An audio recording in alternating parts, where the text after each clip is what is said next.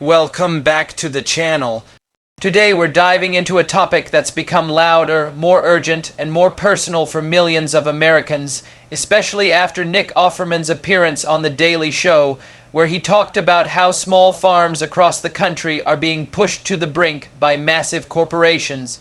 In this video-style script, we're going to walk through the key ideas raised in that segment, explore what's happening to small farmers, why Offerman is speaking out, and what it all means for the future of food, community, and the American landscape.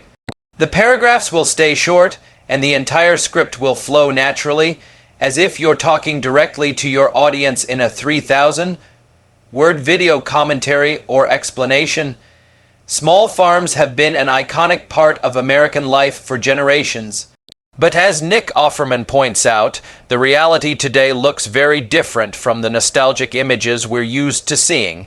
Instead of flourishing independently, countless family farms are disappearing due to economic pressure, consolidation, and the overwhelming power of giant agricultural corporations. Offerman talks about how heartbreaking it is to see the livelihoods of hardworking families crushed by forces far outside their control. He describes the cultural loss when family farms shut down. It's not just about losing a business. It's about losing a way of life. It's about losing knowledge, craftsmanship, stewardship of the land, and the connection between people and the food they produce. In his interview, Offerman highlights that corporate dominance in agriculture isn't just affecting farmers, it's affecting all of us as consumers too. He explains that when a handful of corporations control the majority of food production, competition disappears. Prices can be manipulated, quality declines, environmental standards weaken, and the ability for everyday people to choose where their food comes from becomes increasingly limited. He also touches on the myth that bigger is always better. Corporations often claim they're making farming more efficient, more modern, and more capable of feeding the world. But Offerman argues that this efficiency sometimes comes at the cost of sustainability, soil health, animal welfare, and rural communities.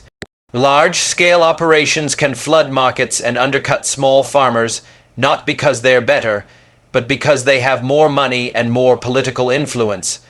Offerman points out that many small farmers today are stuck in nearly impossible positions. They face rising costs for equipment, feed, fuel, and maintenance. At the same time, they're dealing with shrinking profits because big corporations control distribution networks, set market prices, and even dictate the terms of contracts farmers must sign to stay afloat. This pressure often forces farmers into debt. Many struggle with loans just to maintain the bare minimum. Once they start falling behind, they don't just lose their farms, they lose their homes, they lose generational legacies. They lose land that's been in their families for decades or even centuries. It's not just economic loss, it's emotional devastation. One of the points Offerman emphasizes is the sheer imbalance of power. He explains that while small farmers work tirelessly, corporate giants use their influence to shape laws and regulations in ways that benefit themselves. These companies invest heavily in lobbying. They push for policies that make it easier for them to expand and harder for small farms to survive. And the farmers, who are busy trying to make a living, often don't have the time, money, or political leverage to fight back. Offerman also brings humor into the conversation, which is one of his strengths. He mixes heartfelt concern with a touch of comedic timing. He uses relatable language to explain complicated issues. His blend of honesty and humor helps make the topic more approachable, even though it's incredibly serious. He reminds viewers that caring about farmers doesn't require being a farmer yourself. It's about understanding how deeply agriculture affects the entire country. One aspect he discusses is the environmental impact.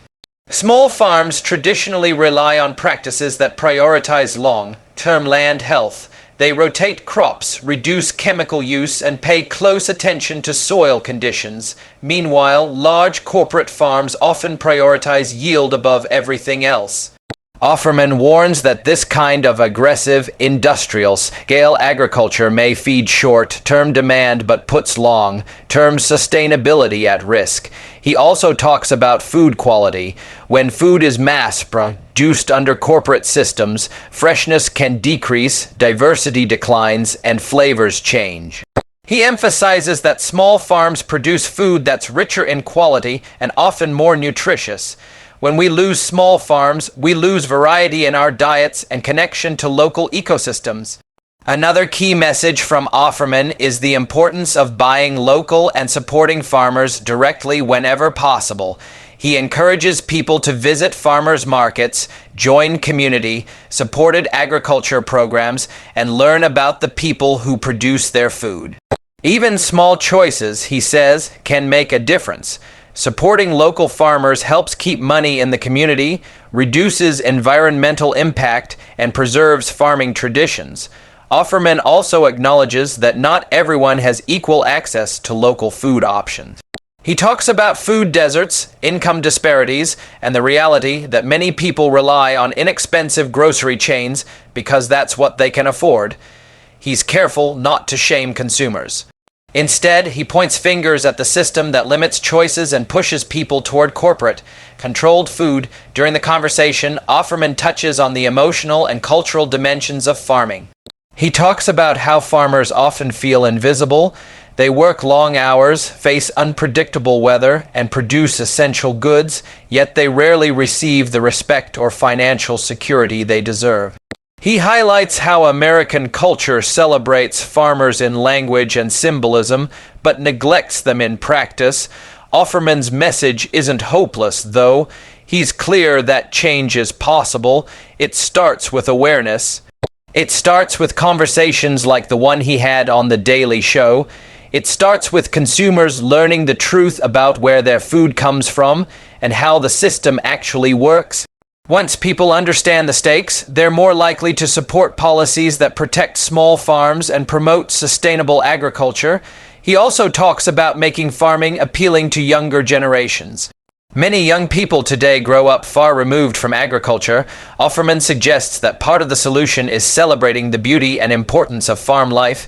He believes young people should see farming as a meaningful and rewarding career path, not as a last resort. Offerman highlights examples of communities working together to save local farms. He talks about co-ops, nonprofit organizations, and even groups of neighbors who come together to preserve local land. He emphasizes that these grassroots efforts matter. They may not fix everything, but they help keep the spirit of small farming alive. One powerful idea he shares is that farming isn't just business, it's storytelling. Every crop, every animal, every fence post represents a narrative. When we lose small farms, we lose these stories. We lose the connection between people and place. We lose wisdom that can't be replicated by machines or spreadsheets. He also touches on the mental health challenges farmers face. With constant stress, unpredictable markets, and financial pressure, many farmers suffer in silence. Offerman stresses the need for better support systems, mental health resources, and community outreach to help the people who feed the country. Throughout the interview, he keeps circling back to the idea that corporate dominance in farming threatens not only the economy but also democracy.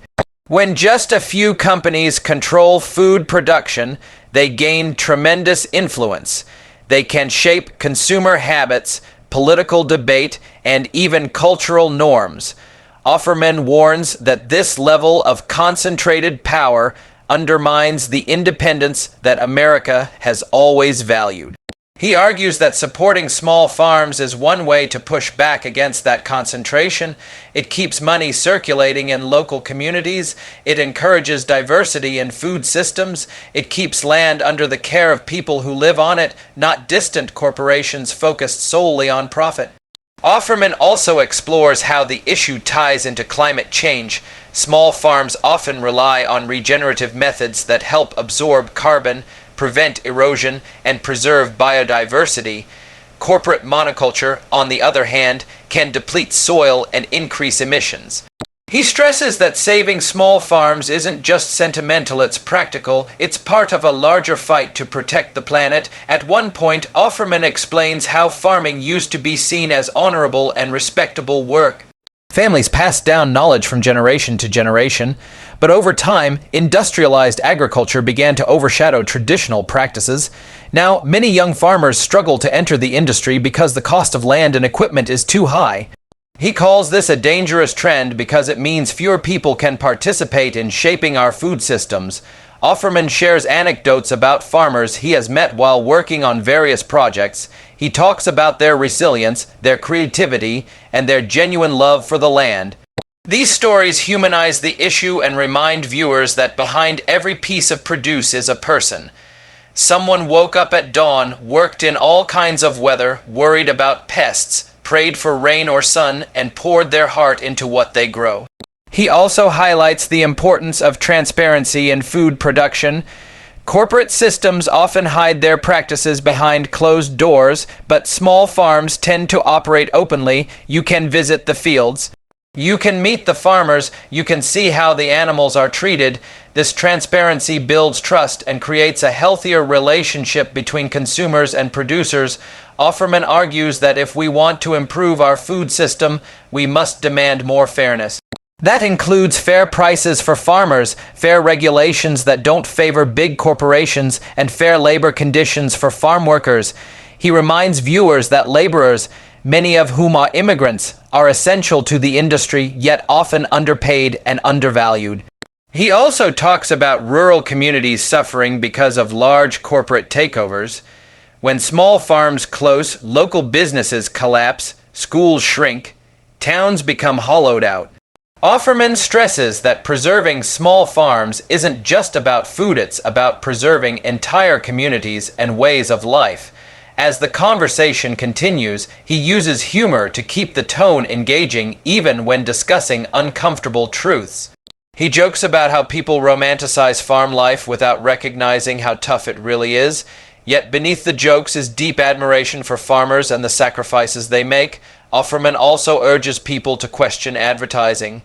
Many corporate food brands use images of small barns, open fields, and happy animals, but the reality behind these labels often looks nothing like the picture.